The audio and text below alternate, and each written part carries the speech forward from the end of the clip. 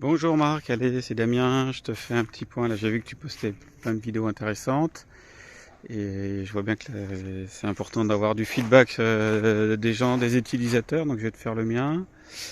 Donc là, j'ai rien modifié depuis la dernière fois.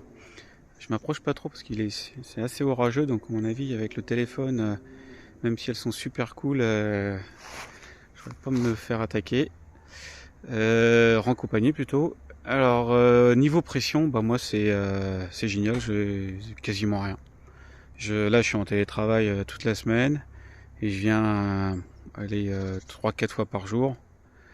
Et quand je viens, bah, j'ai zéro frelon devant mes tentes. Zéro. Zéro, zéro, zéro. Donc alors, ce matin j'en avais un ou deux en haut des tentes. J'en ai tué deux dans une des tentes et alors je sais plus quelle bouteille, il y en a un qui est rentré dans un qui est rentré dans une des bouteilles. Je sais plus laquelle. Donc là ça c'est lundi hier soir. Mais globalement j'ai vraiment très très peu de frelons. Alors par contre je crois que c'était cette bouteille. Attends, si je le vois plus dedans, c'est qu'il a dû s'échapper. Ou alors non, il est en bas. Il est déjà HS. Il est dans le fond du goulot. Bon, il est pas. Ouais, il est là. Donc ce matin il est monté. Alors ce que j'ai vu, hein, c'est que vraiment j'ai l'impression que la position du filet avec l'ouverture bouteille, c'est super important parce que quand il vole de gauche à droite, là, faut vraiment que ça soit vraiment, mais ça paraît logique, hein, le plus naturel possible pour lui de monter dans la bouteille. Si jamais il y a un petit bourrelet, quelque chose qui est un petit peu dans sa trajectoire pour aller dans la bouteille, bah il démonte pas en fait. Hein. J'ai vu ça et avant mes bouteilles sont un peu courtes au bout, donc elles ont tendance un peu à tomber. Mais je m'aperçois ce matin, quand je le regardais pendant 2, 3, 4 minutes, il bougeait comme ça en permanence, il s'arrêtait à ce niveau-là. J'ai retouché un peu le filet, je l'ai remonté un peu et 10 secondes après, il avait grimpé dans la bouteille. Donc pour moi, là, il y a aussi un gros travail à faire, à checker entre la liaison de la bouteille et le filet. Mais bon, après, ça, c'est des anciennes tentes. Alors, bon, avec le nouveau modèle où t'as qu'un seul filet, c'est peut-être moins. C'est moins. T'as moins cette contrainte. Donc, bon, ouais, après, moi, alors, je sais pas pourquoi, j'ai une tente où effectivement, un peu de blocage de mâle. C'est toujours la même tente. Alors, je sais pas pourquoi c'est celle-là. Et on voit que tous les après-midi, en fait, ils sortent l'après-midi, les mâles. C'est des gros flemmards. Le matin, je sais pas ce qu'ils font. Et tous les après-midi, je les vois, ils sortent après 15 heures. Et ils restent bloqués en haut de filet. Et bon, là, je les vire. Mais 3 minutes après, ils sont déjà de retour et ils sont encore bloqués dans l'eau de la tente. Donc bon, ben c'est priorité à. Mais tant pis pour eux, mais c'est priorité au blocage frelon plutôt que. Ah bah tiens, il y en a deux qui est arrivé là, deux même. Il n'était pas à la terre celui-là. Donc c'est priorité à protéger les abeilles plutôt que les mâles. Même si c'est super important, hein. C'est vrai que là, s'il n'y a pas de mâle, il n'y a pas de fécondation des reines, mais à cette époque, messieurs ne sont plus trop nécessaires.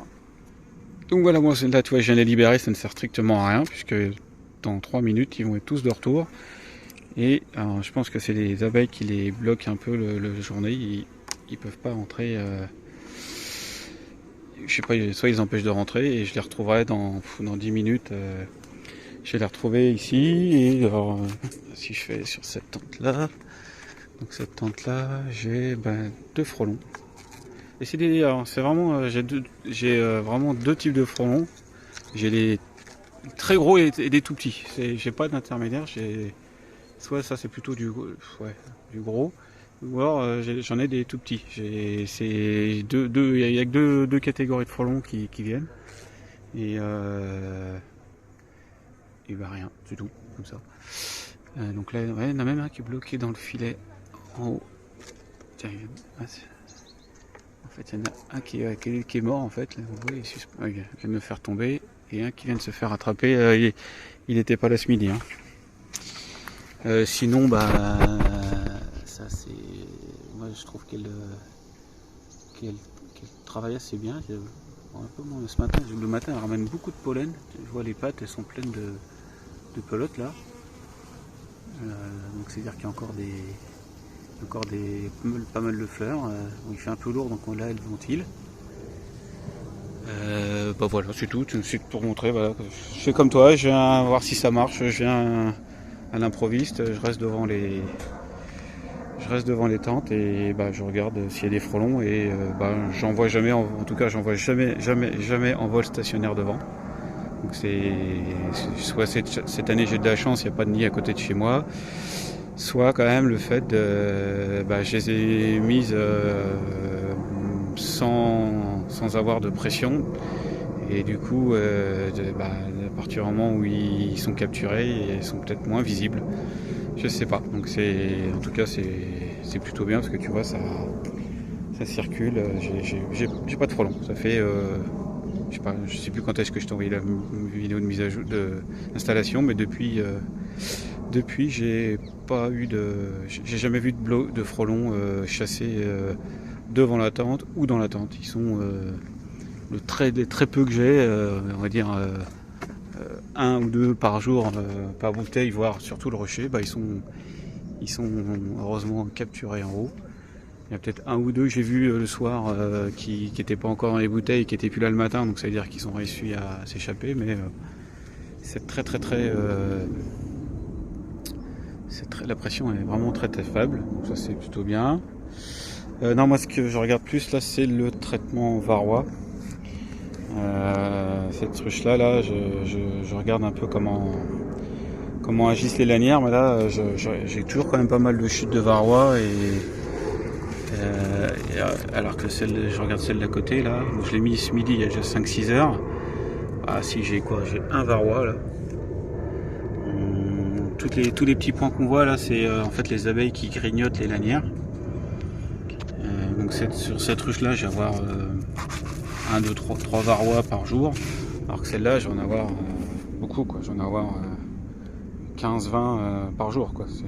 Et pourtant là, on applique le traitement, donc il faut peut-être attendre un peu que ça agisse pour voir une baisse de la pression. Parce que mon inquiétude, moi, c'est de perdre des colonies comme l'année dernière avec la pression varroa, quoi. Donc là, c'est ma priorité, c'est de faire suivre ces traitements. Et sachant qu'aussi cette ruche là, je vais la visiter, je pense, bientôt, parce que j'ai quasiment pas d'entrée-sortie. Et la dernière fois, j'avais pas, la semaine dernière, quand j'avais fait un peu il y a 15 jours une inspection, j'ai l'impression qu'il n'y a pas de couvain. Donc bon, c'est-à-dire que s'il n'y a pas de reine, celle-là, c'est fini. Ça, c'est la petite que j'ai récupérée, petit essaim, le micro essaim que j'ai récupéré, quand je dis micro, c'est qu'il est micro, c'est-à-dire qu'elles se cantonnent à rester entre deux cadres. Donc je vais l'ouvrir aussi prochainement pour voir s'il y avait une reine dans cet essaimage. Je verrai s'il y a des œufs ou pas, mais là c'était une boule d'abeille, comme on dit. Donc, ce que j'ai fait, c'est quand même que j'ai mis tiens, je vais te montrer. J'ai quand même mis je les ai nourris.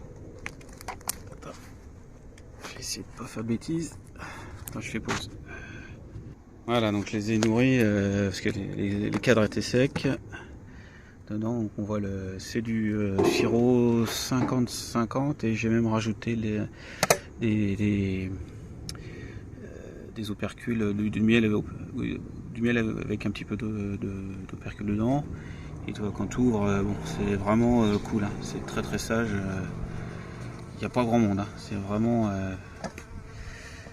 c'est une poignée d'abeilles, comme on dit. Donc bon, on verra ce qu'elle donne. Écoute, ça veut rien dire, des fois c'est surtout qu'elle fasse suffisamment d'abeilles pour cet hiver, mais je sais que c'est pas parce qu'elle est petite au début que derrière, si la reine se met à pondre, elle peut très bien faire en un mois un bel essaim pour hiverner. Mais bon, écoute, ça c'est encore une belle école d'apprentissage d'avoir récupéré ces dessins. Bah écoute, ça va être tout pour moi aujourd'hui. C'était pour te faire un petit topo pour avoir un retour du Rocher de Saint-Denis, où bah donc en conclusion, pression frelon, j'ai envie de dire nul, 0. Tu vois, depuis ça fait 10 minutes que je filme, il n'y en a pas un seul qui est arrivé devant une des ruches. Donc je pense qu'il y en a un toutes les heures qui vient, et s'il vient, qu'il attrape une ruche, il se fait attraper. Voilà, bah écoute, sur ce, je te souhaite une bonne journée. Bien, dès que j'ouvre celle-là, je mettrai le trépied, puis je ferai une petite vidéo que je t'enverrai. Allez, à très bientôt. Salut Marc.